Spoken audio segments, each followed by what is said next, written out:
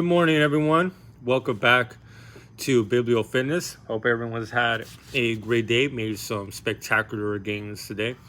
Today, I did want to speak about the literally the following uh, section after the one I did, which was a fable, which is section 328, and it is titled "What Idealistic Theories Disclose." I'm going to go ahead and read it right quick. Quote. We are most certain to find idealistic theories among unscrupulously practical men. For such men stand in need of the luster of these theories for the sake of their reputation. They adopt them instinctively without by any means feeling hypocritical in doing so. No more hypocritical than Englishmen with their Christianity and their Sabbath keeping. On the other hand, contemplative natures who have to keep themselves on their guard against all kinds of fantasies and who dread to be reputed as enthusiasts are only to be satisfied with hard, realistic theories. They take possession of them under the same instinctive compulsion without thereby losing their honesty. End quote. And I love the little contrast that he has here. And it's like another very concise way of like a concise analysis, right? That the most brutal of men require the most idealistic of endeavors or theories or an ideal in general in order to continue their march forward. Obviously, he didn't say practical. He didn't say brutal. He said practical. But a lot of times, pragmatism comes along with brutal. There's many examples. You could just look at the 20th century, and even before that.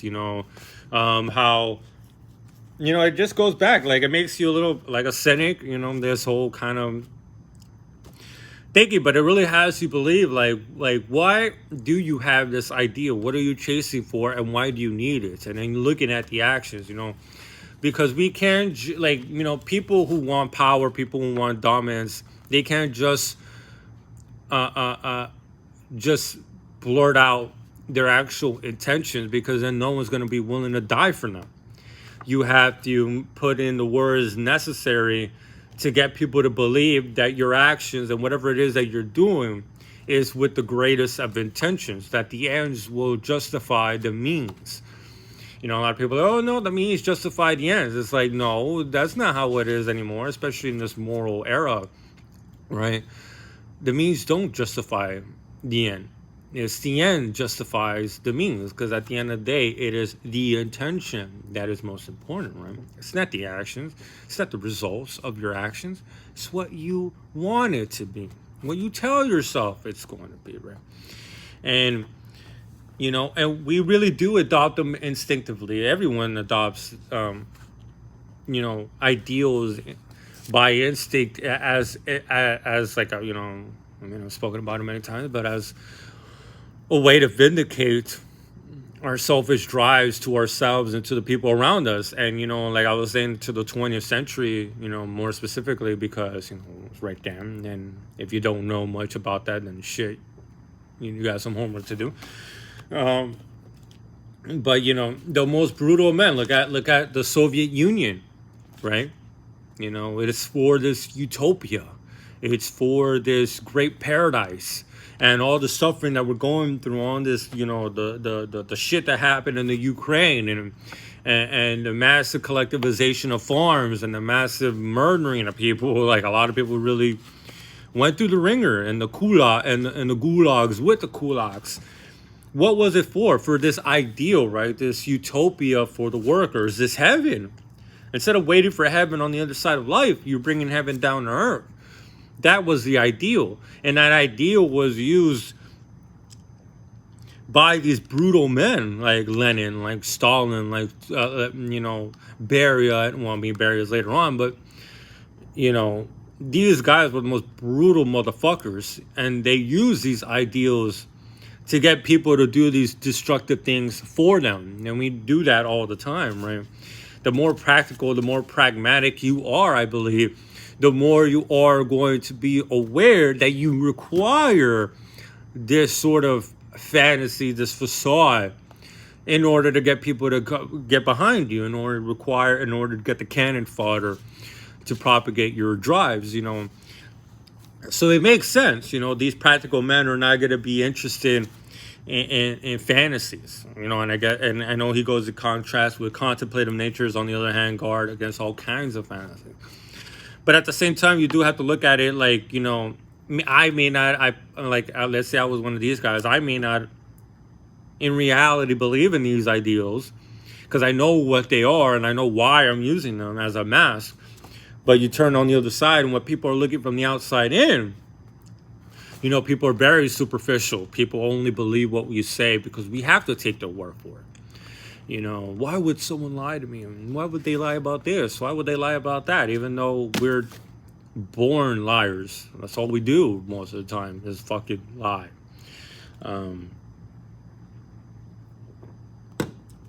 But, that's a topic for another time.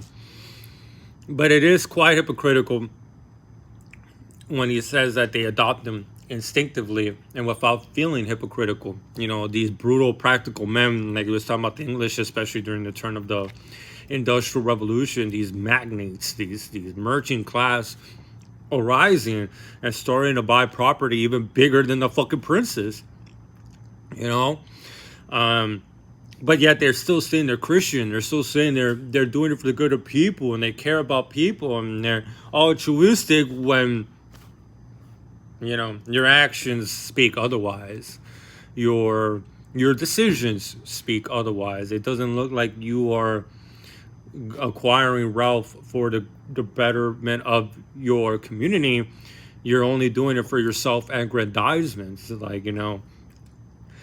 But we always need that commentary. We always need to do it. We always need to have ourselves even more believe that we're doing it for the right thing. We're doing it for this ideal. That we're killing and brutalizing and burning and whatever else that we do for this ideal. Like it is through these sort of ideals that good people could do terrible things. Could be lied and coerced and cheated into doing the most atrocious of acts because they believe it's the right thing to do. That's why really ignorance is dangerous, which is what I spoke about the last time. And then he goes on to talk about how contemplative natures need to keep their hands, to guard against all kinds of fantasies, and that's why they are only satisfied with hard, realistic theories. It makes sense, a contemplative nature that understands the danger, like I said before, of wanting to believe in ideals, of wanting to follow a religion or a god or whatever the case may be, because once you get yourself down this road, you have allowed someone else to dictate what is right and wrong, what is good and evil. And that in itself is going to obviously leave a huge imprint on you. And you are going to thereby conduct actions that are actually going to be beneficial to the person who gave you this construct to begin with, because they're the ones that dictated what is right and wrong and not you. But once you contemplate enough about life and once you realize these sort of things, the only thing that you are going to be cool with is realistic theories, brutal theories, because you're brutal with yourself. And then you require that if you're going to be brutal with yourself, you need to be brutally honest and observant to the rest of your surroundings. That's the only way things are going to work for you. And it becomes instinctive to take that next step, but there is no hypocrisy because you already feel this way. It's not like before, these practical men understanding, hey, if I say what I really want to say, people are not going to fall for it. People are not going to go for it, so I'm going to have to pretend to be something else. So that compulsion is hypocritical, but it is something that you have to take that next step if you want your ideas to conquer the world. You have to twist the words in a way that will have people believe that you have nothing but the best of intentions at heart. And people are going to have to die, and a few eggs are going to have to get cracked. But you can't make an omelet without cracking a few eggs, right? It just shows you how, it's just another great example of how we as humans can hold on to two antithetical values and be stable. We're always holding on to contradictory traits at all times, and somehow we believe we're rational. We believe that we are reasonable, It's quite hilarious, really. We're very hypocritical. We're great liars. We could turn from one to the other and double think our way to rationalizing that we could hold on to these two things. And what I mean by that is, we're saying that we're great people and we're doing it for the greaterment of humanity, but yet we're killing and burning everyone. We want to love one another, but yet we're judging all the time. You're not believing in the right God. You're going to hell and things like that. So it's quite, it's pretty hilarious. But, and especially nowadays, we need more idealistic theories because people are more stupid and more superficial and more inclined to believe that they know what is good, what is the truth. And I feel like that's really a downfall of allowing people to believe that the truth could be accessed to everybody, and not through hard work and not through reasoning and not through trial and error.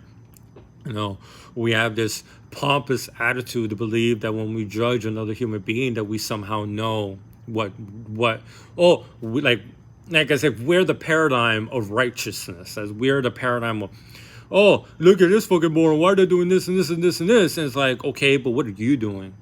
How would you know? You know what I'm saying? Like, what do you know? Being able to reflect on your own life and be like, okay, but what decisions, what grid, have you made any bad decisions? Absolutely. And you're probably going to make even more because you're probably a dumbass. And I go back to stoicism, like that, what's the point of judging another person for their decisions if you're not going to try and correct them, then leave them the fuck alone. Because if they don't know, then they won't do it. But that's going off the rails of today's topic. But, I like these sort of sections, right? Like, is this very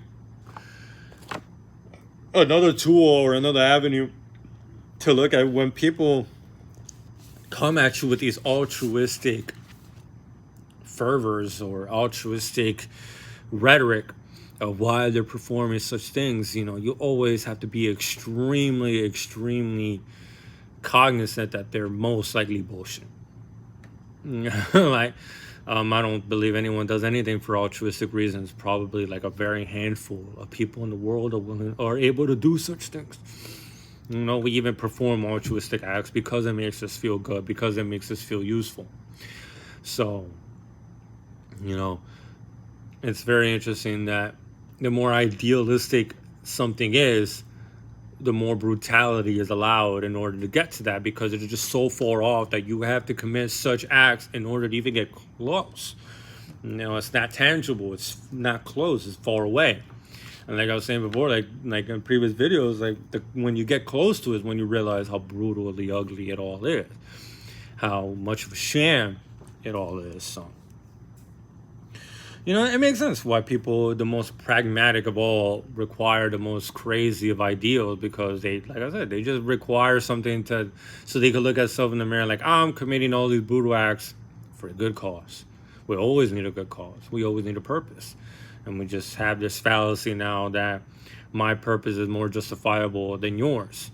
And back then, the only way we could resolve such issues is through conflict, but now we don't have the stomach for such things, and now we have an oversaturation of everybody believing that their truth is valid, when it's not how the world works. But now us, we're caught in this mire of self-inflicted mire, really, because we just don't have the stomach to conduct whatever it is that we need to do in order to get out of this. We're like stuck. It's in quicksand at this point. It looks like. Well, that's really what I talked about today. It's very interesting. I like these very concise ones. I just love how this guy, it's sometimes terrible when you really reflect on it for much time, because you are a human being as well. But the insight is invaluable. But that'll be all for today. I hope you all make some beautiful games. Go get some reading done, which is what I'm gonna do right now. And I hope you all I already said that. Love y'all. Until next time, peace.